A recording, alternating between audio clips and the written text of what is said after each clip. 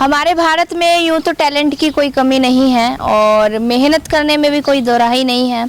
उसी का एक उदाहरण पेश होता है गांव मलिकपुरा में। और आपको बता दें कि टैलेंट को लेकर ही आज हम यहाँ पहुँचे हैं। एक ऐसे व्यक्ति से आपको मुलाकात करवाएंगे, क्योंकि इंसान अपना काम खुद तभी करता है जब उसके पास दोनों हाथ यानी कि पूरा शरीर हो। दोनों हाथ ज़रूरी है, आंखें ज़रूरी है। लेकिन आज हम जिस व्यक्ति से आपको मुलाकात करवाने वाले हैं, आपको बता दूं कि वो गांव के जाने माने मिस्त्री रहे हैं, वेल्डिंग का काम करते थे। और 2004 में उनके साथ एक घटना घटी जिस दौरान उन्होंने अपने दोनों हाथ खो दिए। लेकिन गांव के जाने माने मिस्त्री आज भी अपना हौसला और जुनून उसी तरह रखते हैं और मेहनत करने से कतई नहीं कतराते। मेहनत आज भी उसी तरह करते हैं। बातचीत करेंगे उनसे कि जब 2004 के अंदर जो घटना घटी, उस समय क्या ये घटना घटी, किस तरह घटी, वो सवाल भी रखेंगे। फिर उसके बाद में बिना हाथ के अब किस तरह से काम कर रहे हैं, क्योंकि मेहनत अभी भी इनकी जारी है। तो सबसे पहले इनसे बातचीत करने की कोशिश करते हैं। जसपाल जी, सबसे पहले नमस्कार। नमस्कार जी। दोनों हाथ आपकी, ये घटना आपके साथ कब घटी? ये 2004 20 अगस्त की बात है जी। तो हमारे गांव में ट्रांसफार्म था। उस समय एक ही ट्रांसफार्म होता था और कर्मचारी भी गांव में कोई नहीं होता था। तो वहाँ फ्यूज वगैरह लगाने चला गया। मेरे को पता नहीं था। उस दिन जो कर्मचारी थे वो डायरेक्ट कर गए, ना ही उन्होंने कोई अनाउंसमेंट कराई, ना ही किसी को बताया भी जहाँ भाई इस पे चढ़ना नहीं, कोई खतरा हो सकता है। तो मैं जब उस पर स्विच काट दिया, मेरे को ये नहीं मालूम था भी डायरेक्ट कर दिया। बस डायरेक्ट होने के कारण जी जब मैं ऊपर चढ़ा तो दोनों हाथ ही शॉर्ट से लग गए। उसके बाद फिर दोनों हाथों का ऑपरेशन करना पड़ा चंडीगढ़ पीजीआई में। फिर दोनों हाथ मान लो डैमेज हो गए जी, काटने पड़े जी। तो डैमेज होने के बाद कितने दिन तक आपने काम नहीं किया? कम से कम 3 महीने तो लगे गए मैम जी। तो फिर अब बिना हाथ के काम करना संभव नहीं है, फिर भी आप अपना हौसला और जुनून लेकर आपका जो पुराना काम यानी कि मिस्त्री थे आप, जाने माने गांव के, अभी भी काम करते। तो अब कितनी प्रॉब्लम्स?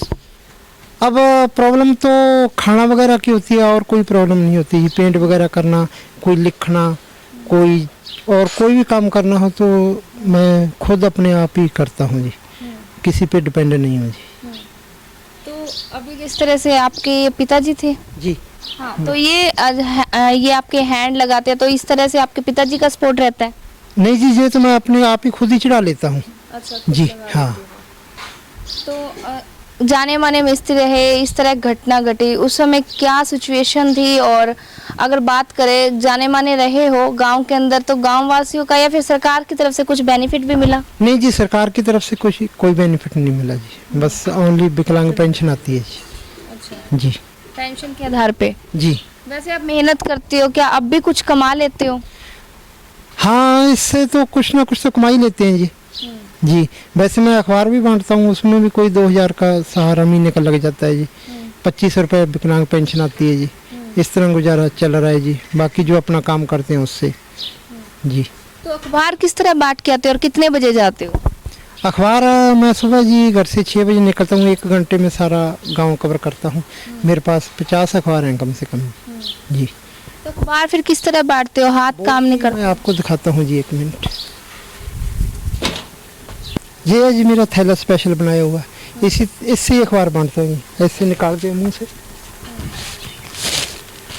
जो खड़ा हमको दे देते हैं।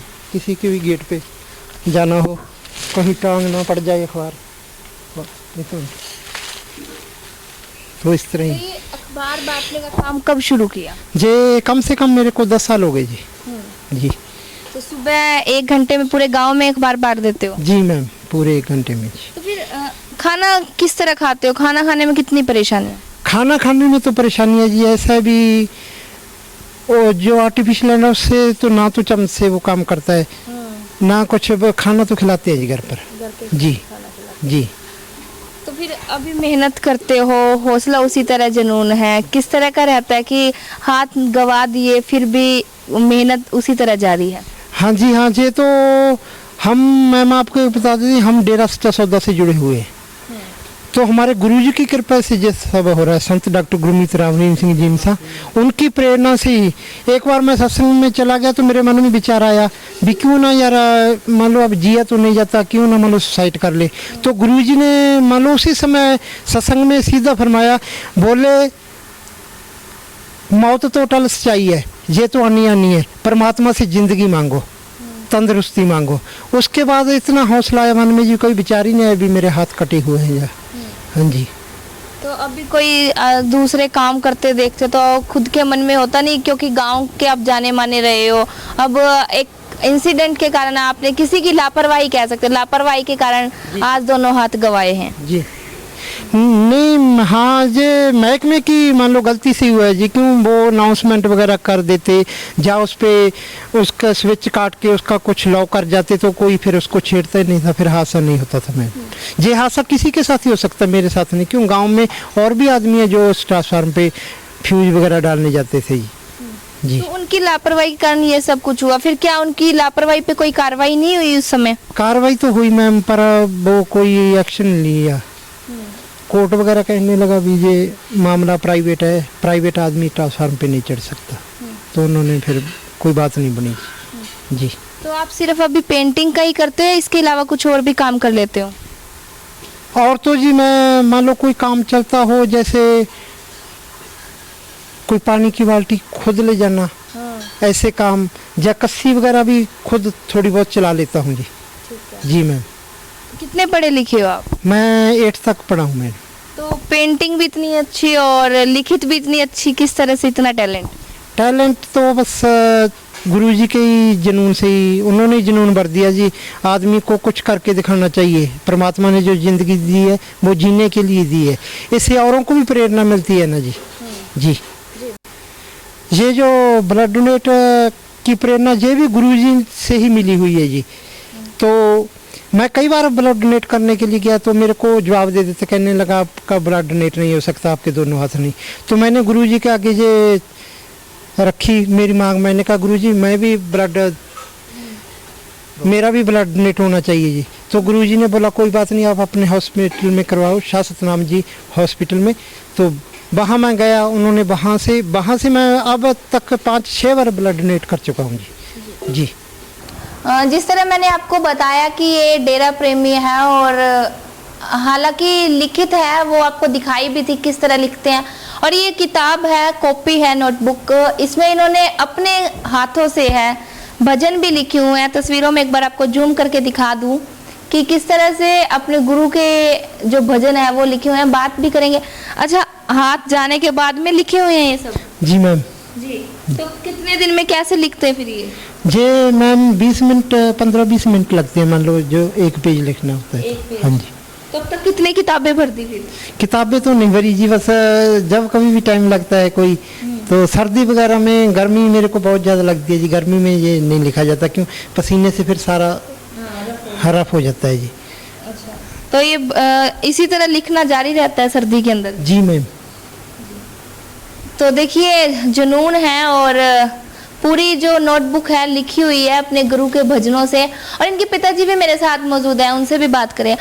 अंकल जी, बेटे की कितनी मेहनत, किस तरह सपोर्ट करते हो? बहुत ज़्यादा मेहनत है जी। और ये पहले मतलब जब इसके हाथ थे ना, तो हम लोहा का काम करते हैं, गेट वगैरह बनाते हैं, और उसने गेट के ना मतलब इस तरह की चूड़े का एक जुगाड़ बनाया था भी, मतलब ये लगाते हैं ना अर्ल, तो वो नाटक कसने से अर्ल इतनी एडजस्टमेंट हो जाती कि वो बिल्कुल ये छोटा बच्चा भी गेट बंद करके मतलब अर्ल फिट कर सकता था, वो इसने मतलब लगाया था जुगाड़ उसके गेट के। और भी बहुत मतलब इसने, जैसे कि ये अपने बिलोना होता है, दही वाला दूध बिलोते हैं, उसको रखने के लिए एक जुगाड़ बनाया, तो उसको लॉक कर देते हैं तो वो बिल्ली या कुत्ता उसको मतलब कोई दूध खिला नहीं सकता। हाँ जी, इस तरह के बहुत इसने, अगर इसका मतलब हाथ होते तो आज तो पता नहीं कहाँ पहुँच जाते हम। तो ये जाने माने गांव के अंदर मिस्त्री रहे, हाथ गवा दिए, फिर उस समय परिवार की क्या स्थिति थी, किस तरह संभाला? बहुत मतलब इस तरह लग रहा था जी, मतलब सब कुछ ही, क्यों इसके लिए हमने दूसरे दिन लड़की देखने जाना था।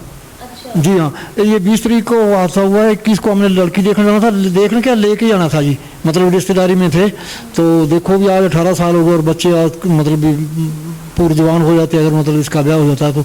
और सबसे बड़ा दुख तो मुझे इस बात का है जी, मतलब इसकी माँ तो बिल्कुल बस 4 पाई भरी बैठी है उनकी, बहुत मतलब दुख है जी इस बात का। हाँ जी। और बाकी हमें मतलब मेरा बड़ा बेटा है, उसकी बहू है, वो बहुत केयर करती है जी, खाना खिलाना, मतलब नहलाना, कपड़े धोना, बहुत मतलब मेरा पोता है 18-19 साल का हो गया, पोती है वो 12वीं क्लास में पढ़ रही है, तो सारा परिवार इसकी केयर मतलब देख रेख करता है पूरी। इसकी एक आवाज़ लगाने पर ही मतलब सारे दौड़े चले जाते हैं, इतना मतलब परमात्मा ने संतुष्टि दी है हमें।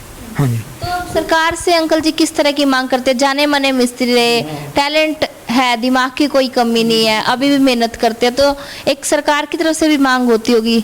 हाँ जी, सरकार की तरफ से मांग करते हैं भी जिस तरह का भी मतलब हो सकता है, सरकार के है प्रावधान भी सरकार का भी हैंडीकैप्ड को जिस तरह कोई मतलब पैसे दे के या कोई फ्री में प्लाट दे के या मकान बना के मतलब दे सकती है सरकार, बहुत कुछ कर सकती है जी। पर मतलब हमें आज तक एक पैसे का भी कोई सरकार नहीं, बिना पेंशन के, पेंशन तो सभी को मिल रही है, ये 2500 रुपया है, हैंडीकैप्ड को सभी को मिल रही है, और कोई मतलब हमें नहीं मिला और सरकार से। और मैं एक मेरी और बेनती है भी, अगर कोई लड़की कोई विधवा हो, किसी भी जाति की हो, इससे शादी करना चाहती हो तो हम सब परिवार मतलब उसको अपनाने के लिए तैयार हैं। अगर कोई बच्चा भी हो तो भी लड़की हो, मतलब हमें कोई जाति से मतलब नहीं है, लड़की घर बसाने वाली हो, बस ये डिमांड है हमारी। हाँ जी। तो ये थे गांव मलिकपुरा के जसपाल सिंह, और टैलेंट की कोई कमी नहीं। सुबह 6 बजे उठकर गांव के अंदर 1500 लोग हैं, गांव के अंदर अखबार बांटने का काम करते हैं। 1 घंटे के अंदर बिना हाथ हुए पूरे गांव में अखबार बांट देते हैं। पेंटिंग का इन्होंने बताया कि पेंटिंग करते हैं, पेंटिंग आपको तस्वीरों में भी दिखाई कि 5 मिनट के अंदर किस तरह पूरी कुर्सी रंग दी, और लिखित भी कितनी बढ़िया तरीके से की। टैलेंट की कोई कमी नहीं है, और अपने यानी कि ये डेरा प्रेमी हैं और डेरे से जुड़े हुए हैं, और जो डेरे के मुखिया है गुरमीत राम रहीम इंसान, उनके दिखाए गए रास्ते पर चलते हुए आज हौसले और जुनून के साथ है और अपना काम उसी तरह कर रहे हैं। तो इसी तरह हमारी टीम आपको टैलेंट वाले लोगों से रूबरू करवाएगी, और टैलेंट की वाकई में हरियाणा के अंदर या भारत के अंदर कोई कमी नहीं है। तो इस वीडियो को लेकर, इस मेहनत को लेकर आपकी क्या राय है, कमेंट सेक्शन में ज़रूर बताएं। बहुत बहुत धन्यवाद।